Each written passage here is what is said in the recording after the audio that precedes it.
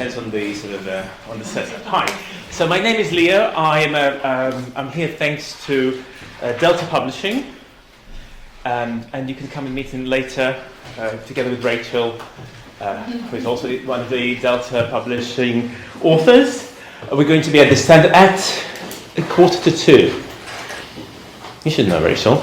Yeah. It is 1:45, or is that a question? Just a confirmation. Okay. All right. Okay. Okay. So it's after this morning session, after this morning's plenary on AI, it's kind of, this might seem very basic and very back to basics, back in the classroom with a learner. I promise I won't use the word AI even once. Thank you. Thank you. Okay. So, and what we're going to talk about is basically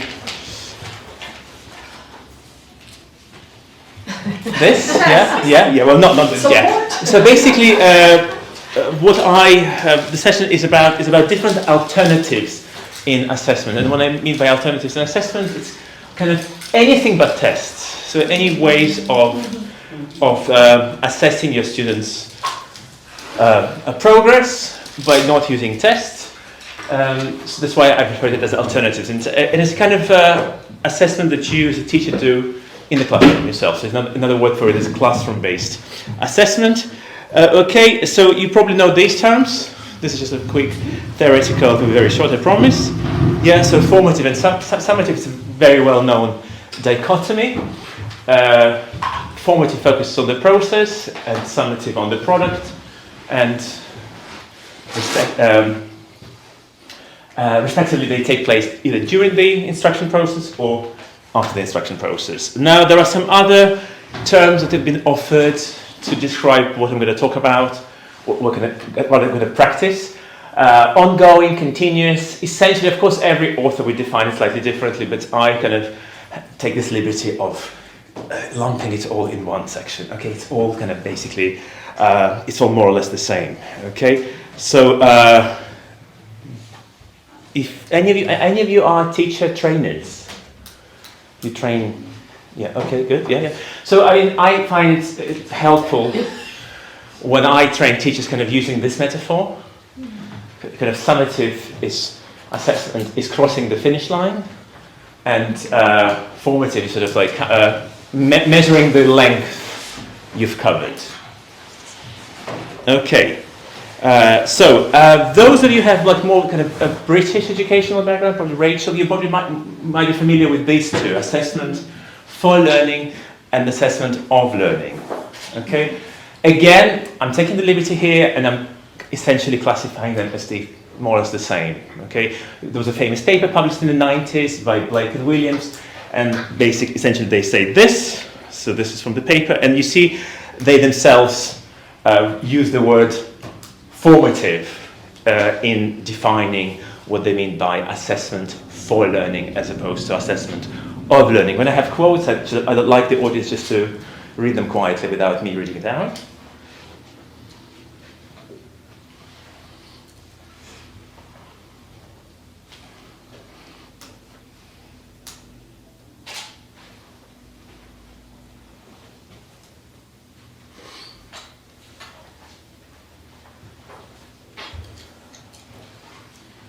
Okay, and if you're still not tired of my metaphors, here's another one. Okay, so formative is when the chef tastes the meatballs, and summative when the guests taste the meatballs. So the final result, final product. Okay, let's just to see that you understand the difference, which I'm sure you will, but I'm sure you will enjoy this activity. Please scan this QR code. It will take you to this drag and drop activity.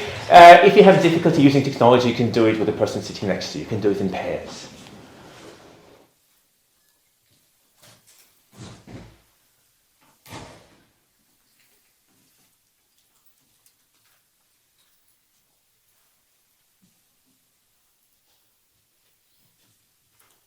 Okay, and then basically you'll see there are two columns there, so you need to drag them to the left or to the right, depending on whether you think this instrument of assessment is formative or summative.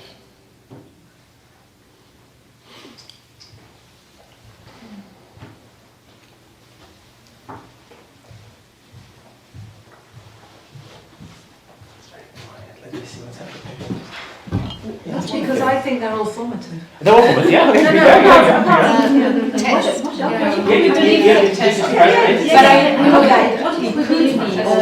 You can put them somewhere in the middle. That's why assessments. But I think it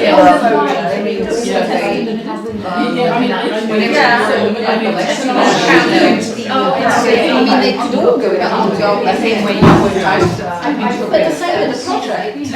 Okay, so yeah, I see the some good. Yeah. Okay, because we need to distinguish between the actual instruments we use for assessment and the purposes, because of course there is overlap. So essentially, I kind of was hoping you would come up with something like this.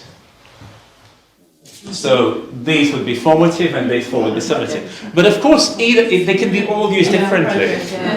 Okay, because for example, for projects, then you might include some kind of ongoing element, as well, assess them on the, how not just the presentation of the final result, but actually the ongoing thing. So of course there is formative element.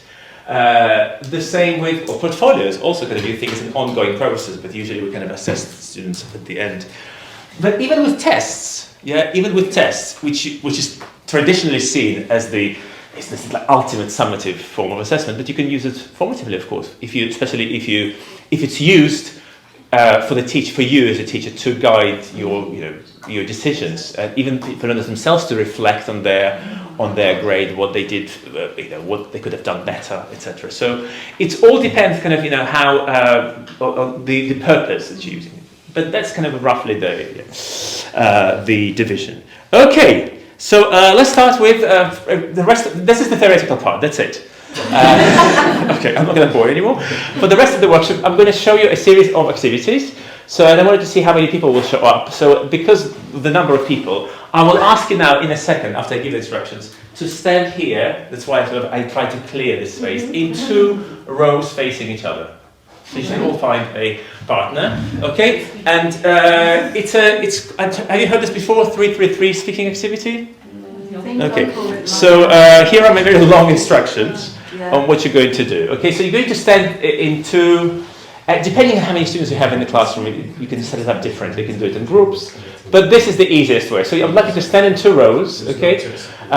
Student, which is you, I would like you to talk on a topic, which I will show in a second, for 3 minutes. Yeah. Student B listens, then student B does the same. Okay. I will then ask you to change partners. Okay. To move one partner down the line. Okay. And repeat the same monologue. And for the 3rd stage, you will return to the original partner. Okay, don't worry, I will guide you through the process. It will be easy as we're doing. Now, because we don't have much time, so even though it's a 3-3-3 speaking activity, but since we don't have much time, I decided to do it 2-2-2 speaking activity. We'll do it just to give you sort of the taste of it. Okay, you're probably like wondering what on earth I'm going to talk about. So here are, sorry, we're skipping this, we're not doing it this way. Here are some suggested topics. You can pick anything you like. Ideally, something you've been practicing on in class lately, vocabulary you've been working on. So, can we have 2 rows here, please? Okay.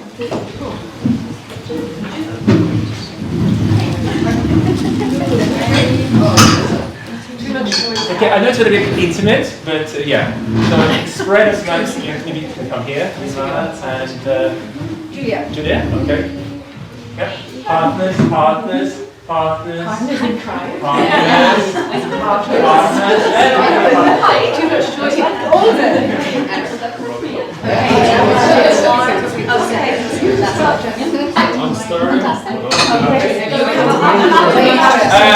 A would be, let's say, the wall. The wall.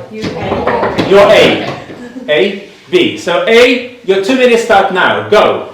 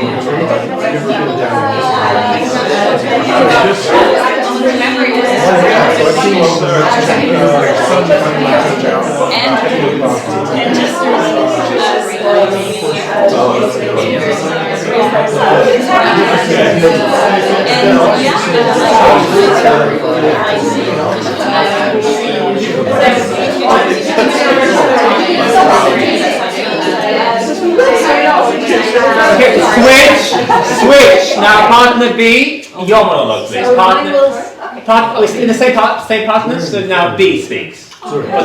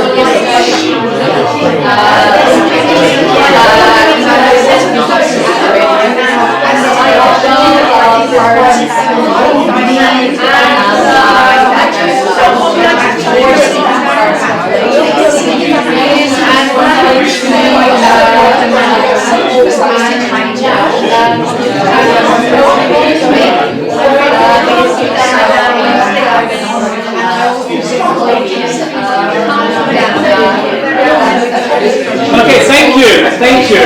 What I would like to, thank you. Normally I bring a bell. I want to tag my bell I use for larger, like Lawrence. Yeah, is it? Yeah, how you? Lawrence. Yeah, Lawrence. Can you come to the front of the bureau, please? And I would like all the bureau to move one. You probably know this. Onion rings.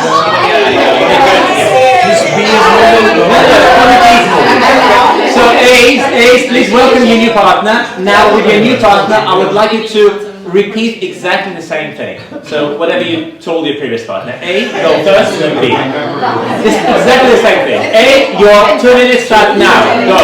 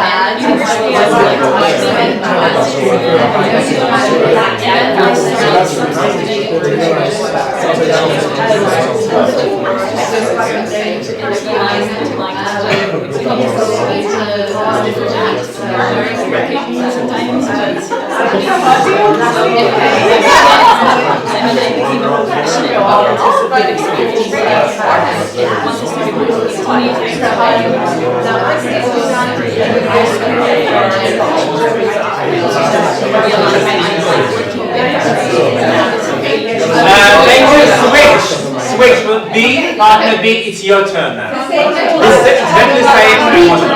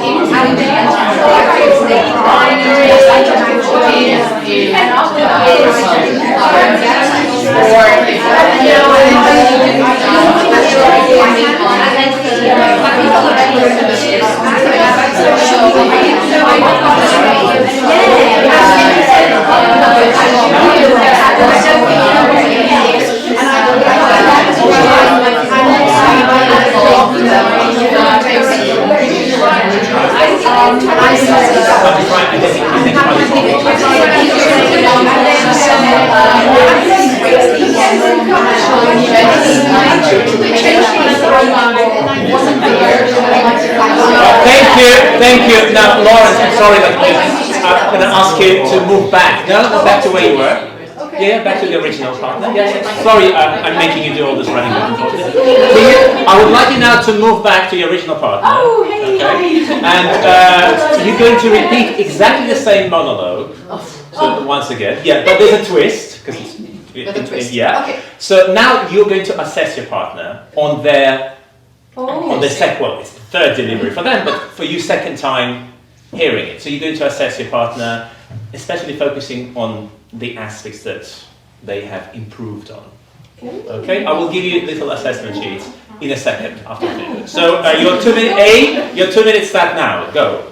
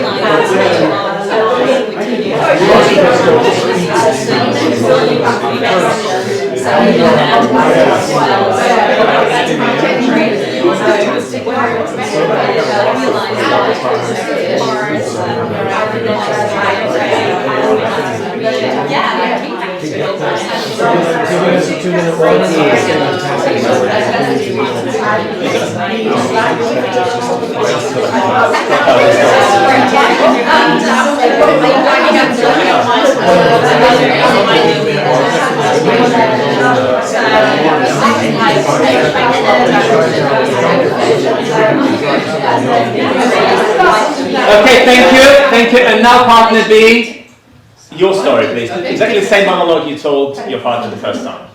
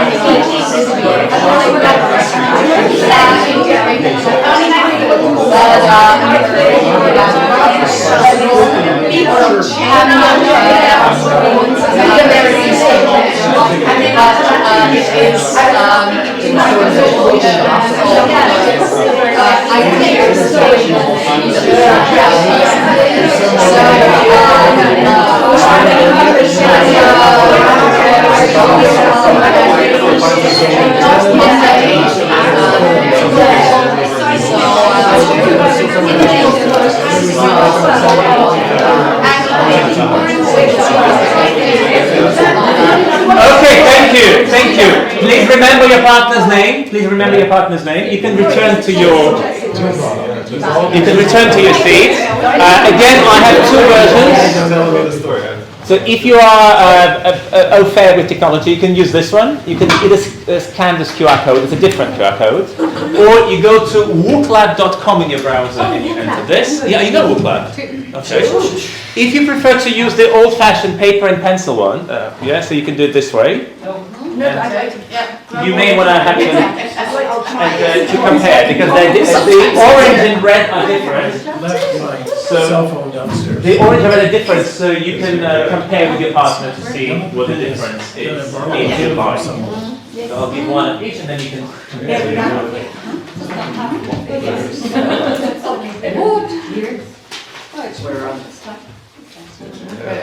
So what do we have to do on the book then? Oh, okay. I'm waiting for you to join. Once you've all joined, you will see the instructions. Okay? Yeah. Are you all in? No, I don't know. So now you'll be asked to rate your partner's performance. Do we need a code? Here is the code again. Okay. If you're Leo Sal. Okay. Yeah, when you go to, exactly. Event code is LeoCell, which is my name and the first three letters of my last name. So it's Radio Pierce's last performance, actually. Yeah. Because you say Radio Pierce performance, but it's actually the last performance. Which one? The online one? Yeah. It doesn't say last. No. Yeah, okay, but normally, yeah. Okay, but yeah, thank you. Yeah, good point. Because I use this for other as well. You know, I use this. Yeah. But yeah, you need to be assessing your last performance. Yes. Yeah. Self-question, how do we put the partner's name in on a one scale of 1 to 5? hours. Oh no, that's my mistake. So I haven't, yeah. So don't worry.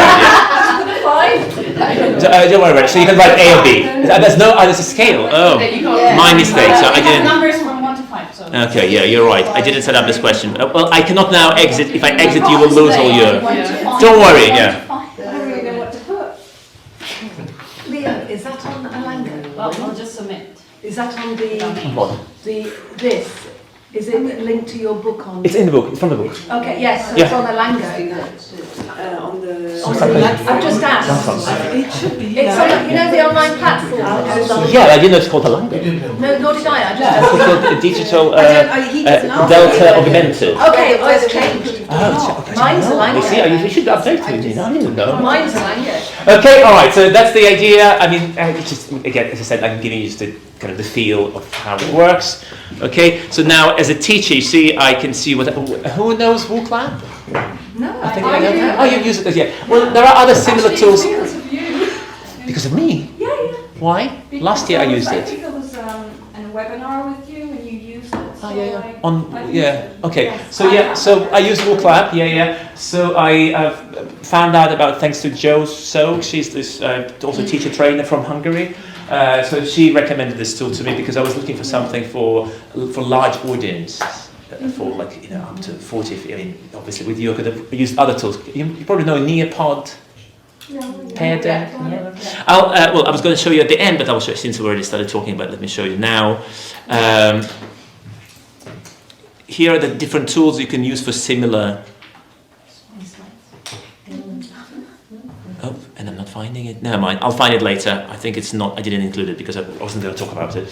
So anyhow, it's what's called audience participation tool, which is great for conferences, but also great for formative assessment because you collect your students' feedback. And if you don't have the kind of premium subscription, what happens was you don't see the names. Of students, but I don't want to see the names of students because anyway, it's supposed to be formative assessment. It's not supposed to be, kind of pinpointing.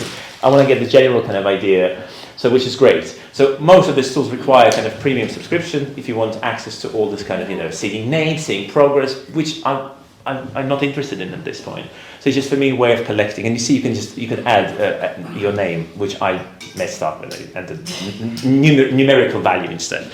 Okay, so just to I forgot to mention all the activities I'm showing here with today. I'm apart from all the things I do, writing materials, training teachers, I'm still a practicing teacher. So all the activities I'm showing, actually, I do with my students, and they're tried and tested, and they work, in my opinion. So if you have any doubts. Now the rationale. At what level are you teaching? B1, B2. Normally there's a levels kind of that's my niche. Let me rephrase that. What ages are you teaching? Young adults Okay. to not so young adults. I have a whole range of 17 to 70. Okay, so I mean, this I usually tend to use more with youngsters. Okay, young adults. Okay, so it's based on 432 speaking activity which is normally attributed to Paul Nation, but in fact, if you dig deeper, actually, it was published in '83 in the TESOL journal ages ago. It dates back much later than Paul Nation's reiteration. So originally it was 432. So the idea was that as the time pressure increases, learners' fluency is supposed to increase as well. However, more recent research by Boers showed that, you see, he did the same thing with no added time pressure, 333, without decreasing the time on task. But his argument is basically, their fluency may increase, but it happens at the expense of accuracy, complexity. So there's no need to add this time pressure. Okay, but there's still, there's good argument for doing this activity. As I said, with you, we did 2 to 2 because there's not much time. Now, of course, there are many arguments for using repetition in the classroom. And again, there are some nice quotes, which I'll let you quickly scan.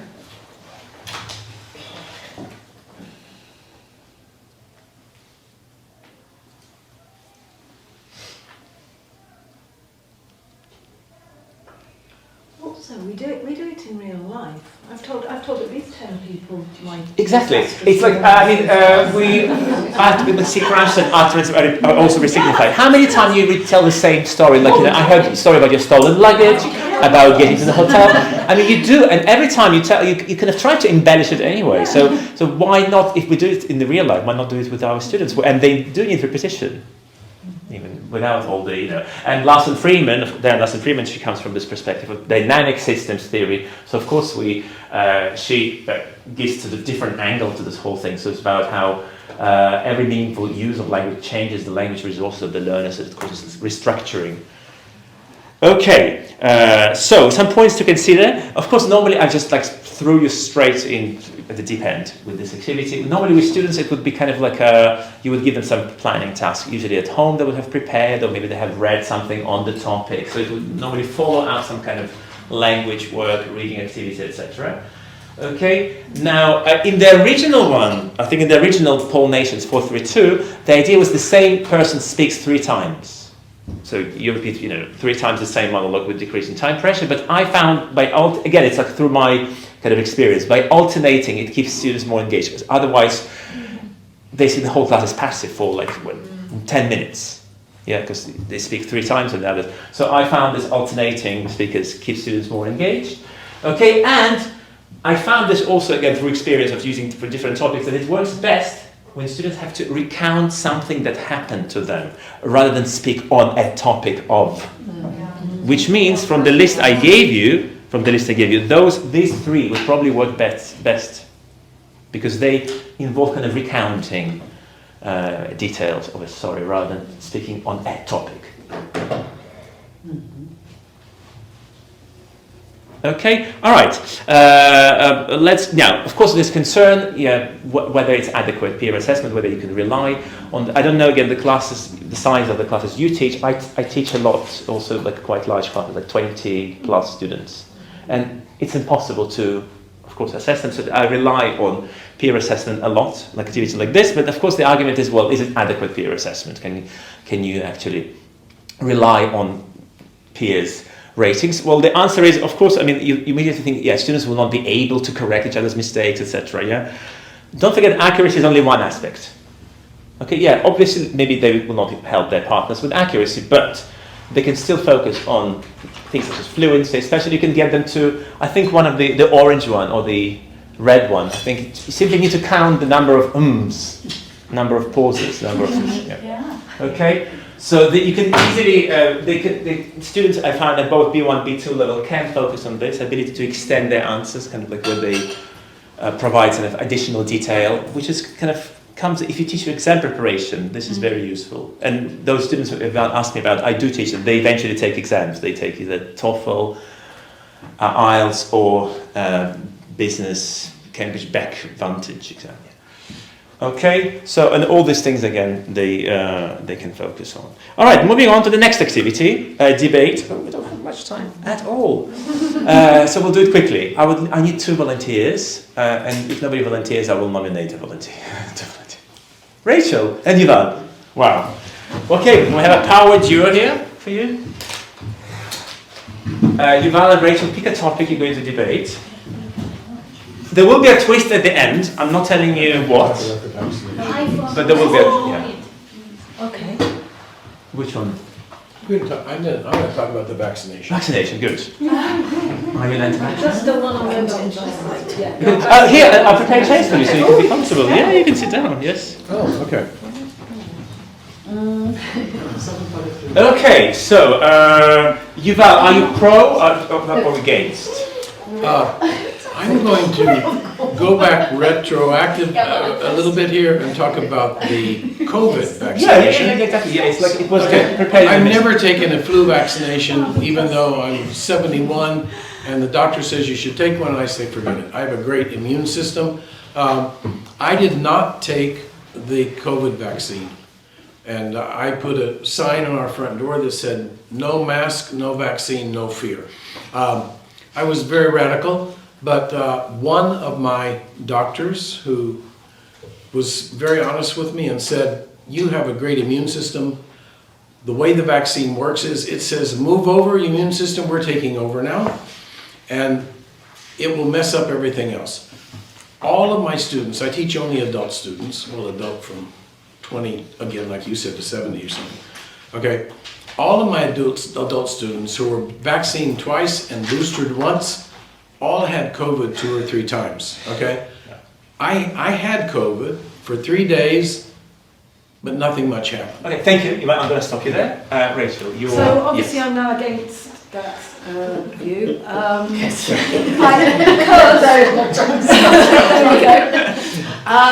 Because vaccinations have been proven throughout the world to reduce childhood illnesses, polio, thousands of other diseases which many children around the world died of before. And of course we see it today in our society where people are vaccinating their children less, and so things like measles and mumps are coming back in Britain, for example, and other countries. By the way, I'm not against those. And, I have those. And so there's the idea of herd immunity, but obviously you need a certain amount of people to take vaccines. And one of the things about vaccinations is it's not just for you, it's to protect other people. So it's fine that you're fine and you'll be okay, but you don't know whether my father will be or whether my child has an autoimmune disease or something like that, which means if I catch it from someone who is not vaccinated, be it flu or COVID or polio, then I can give it to somebody who is close to me. Thank you, Rachel. Thank you. I would like the audience to ask one question. Yuval, one question for Yuval, one question for Rachel, please. Any questions? If there are no questions, we'll give the speakers 30 seconds for their concluding remarks. So, Yuval. Just wanted to say I tried online teaching for a bit because my students were older, they had a problem with it. But then I put up the mandatory between all my desks 2 meters plexiglass. And I just simply told my students, if you're sick, stay home. And I did the same thing.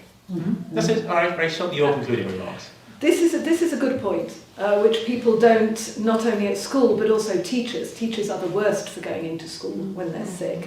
But I would go back to the point of protecting other people.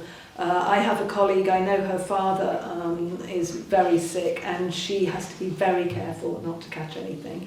And so I just think it's me doing my bit for other people and for society in general to get vaccinated and to vaccinate my children. Thank you. So in a twist now, I would like each speaker to summarize what their partner has said, okay? And you have some useful chunks of language to help you summarize, okay? These are from, let's say, B1 level, and for higher levels, which I'm sure you are, here you can use more higher level chunks. So I would like you now to summarize.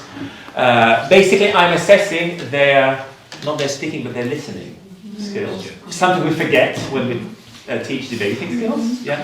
So whether you listen to your partner carefully. So Yuval, can you please summarize? Okay, Rachel has a very good point about vaccinations of children and the society in general against things that used to be a problem when I was young, measles, mumps, polio, chickenpox, and so forth. Okay, and she has a very good point there. I agree with her about that. And she also pointed out that the vaccination is not as much or not only for ourselves, but because of the other people we're in contact with, and that we have to think about the others. Are we causing a problem to someone who may have an autoimmune disease, she mentioned, or some other kind of problem that we could transmit to them some germs or bacteria that may have a bigger effect on them than ourselves. Thank you. Rachel? I found Yuval's point about using your own immune system interesting, and it is true we see with other things, be it disinfectant, hand washing, etc., that the more we protect and we are hygienic, etc., then the bigger challenge it is for our immune system. So I definitely take into account that point. Thank you. Thank you very much. Thank you for being such wonderful Thank volunteers. Rachel and I will remain friends. Always. Okay, any comments? The measles have broken out in this valley this morning. There was the notice of it, and the school is closed. They have to be online, so measles are still. Yeah. And that's all Yuval's fault. Yeah. Okay, so as I said, the aim here was to get students to start each other speaking, and this idea is taken from, I hope it will work, because I didn't, I just realized I didn't test didn't do sound check. So it's taken, basically, I took my inspiration from this one. Oh yeah, there is sound.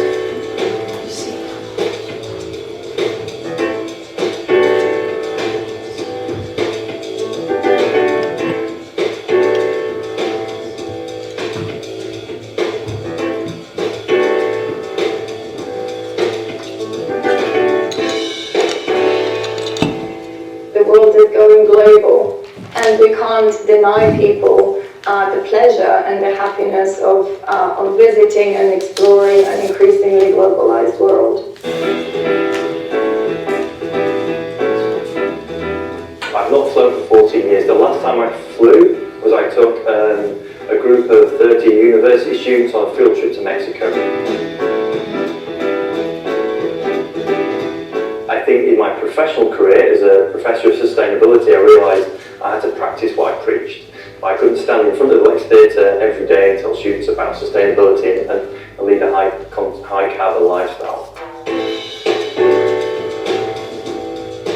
We've got unchecked growth of aviation. Every country's planned massive growth in aviation. Flight numbers are going to go from 4 billion passengers now to 8 billion in the 2030s. Travel, particularly experience-led travel, makes people happy.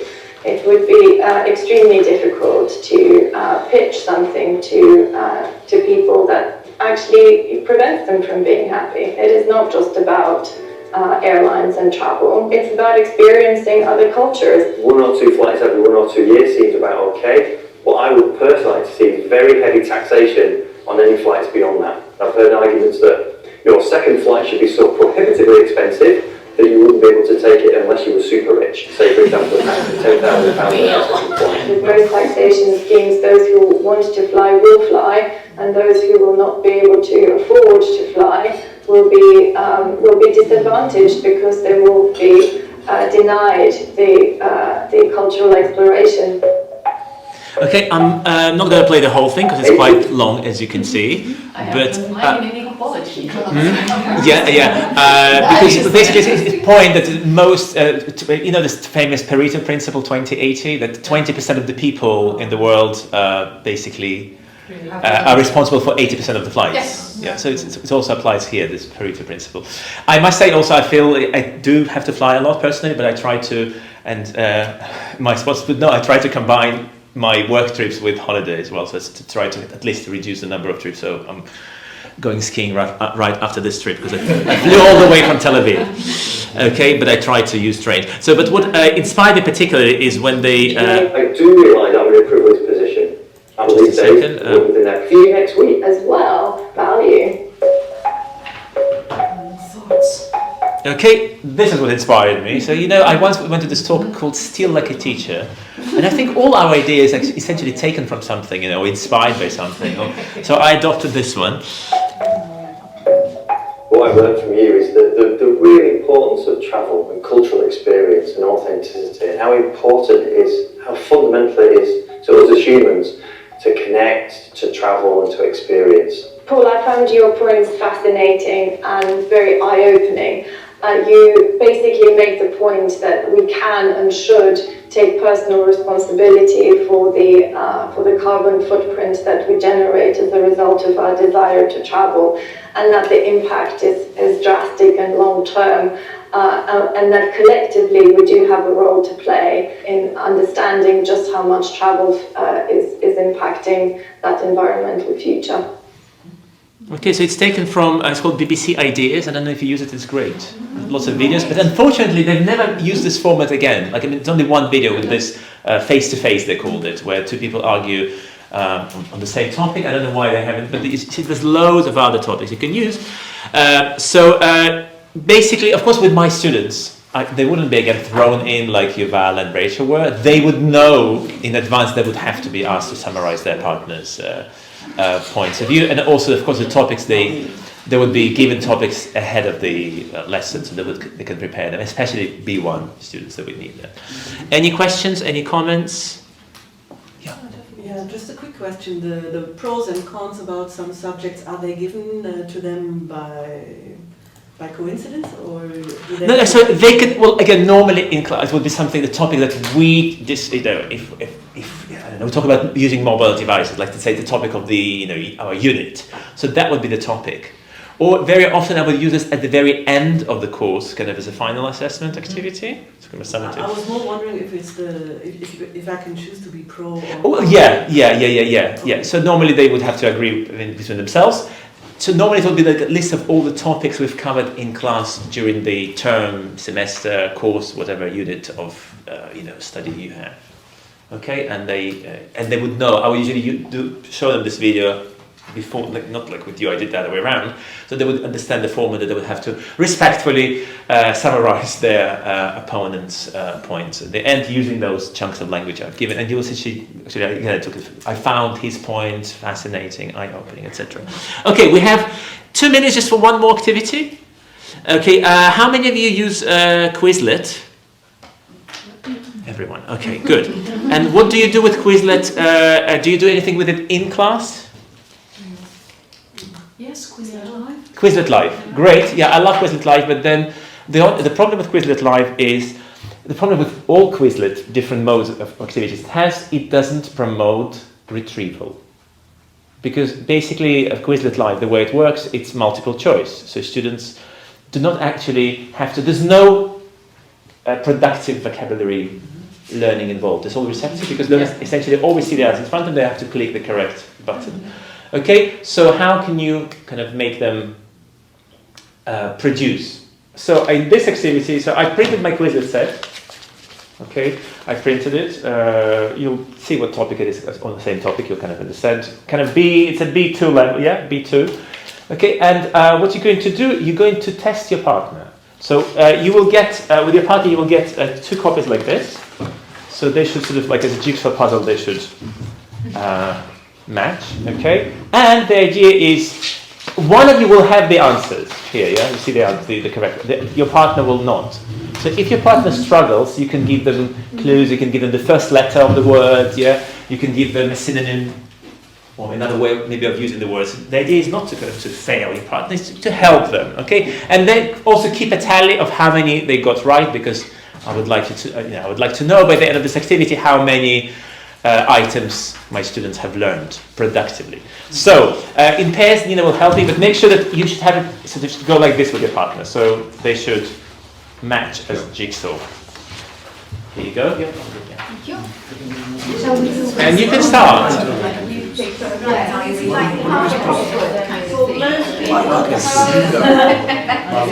you're testing you out in advance. Because you have the answer.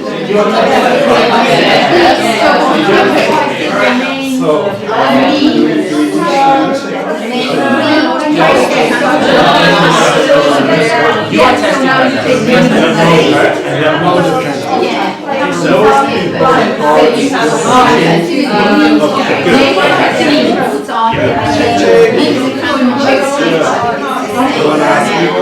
I'm doing one more for you.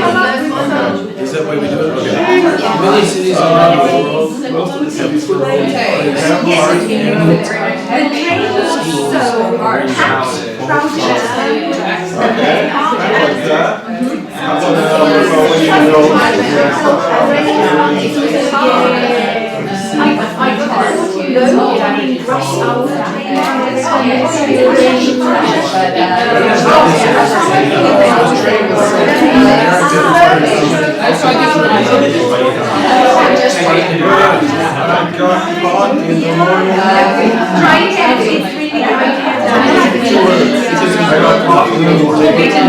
parking lots outside of Zurich and then take a tour. There is a fire to the next one, and then we're on. There was